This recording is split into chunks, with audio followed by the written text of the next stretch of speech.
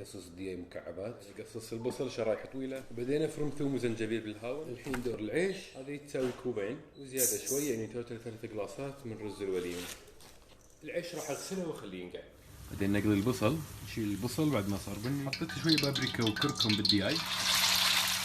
نشيل الدياي من الزيت، هسه نحط ثوم، فوق الزنجبيل، فوقهم الطماط، وفوقهم ورق غار، ونحط فوقهم كركم، شويه بابريكا، الاخضر بعد ما استوى الطماط، والكزبره.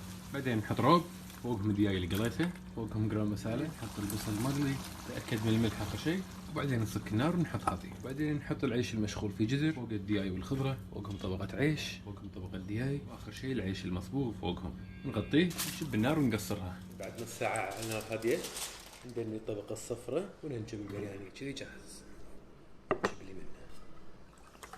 بسم الله. نحط الروب فوق العيش.